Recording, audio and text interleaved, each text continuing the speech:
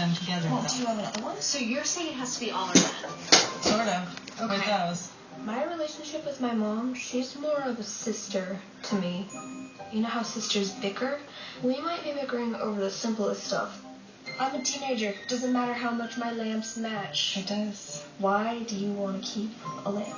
They go together. They're a pair. So? So one goes on one side of your bed, one goes on the other side of your bed.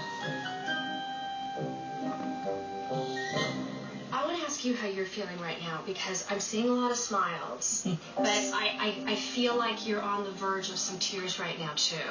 And when we talked before I got here, you told me, heads up, my defense is I'm going to use a lot of smiling like you're doing again right now. And you're wiping away the tears, so I need you to tell me how you're feeling right now. Part of the reason it's not the lamp, but the stuff that I have came from my grandma, so I know, not like, oh, it came from my grandma, just I can't afford to be buying new things. You know, most of my stuff that I buy is from thrift stores. Mm-hmm. So, I mean, I'm sure we could always pick up a tacky, mismatched lamp from a thrift store.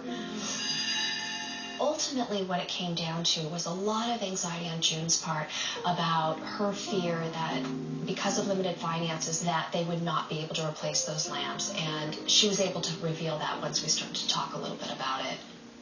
If I keep buying things, then I'm not going to be able to afford food.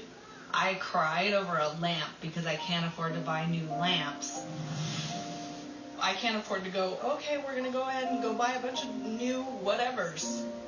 Lamps are expensive. Right. You know? Can we keep the lamp, but keep it outside of my room? Because right now we're doing stuff. Why don't you get rid of that fish nightlight thing on your counter that you haven't used in years, and it can sit there. All right. Okay. Good? You okay with that? 100%? Uh-huh. Okay.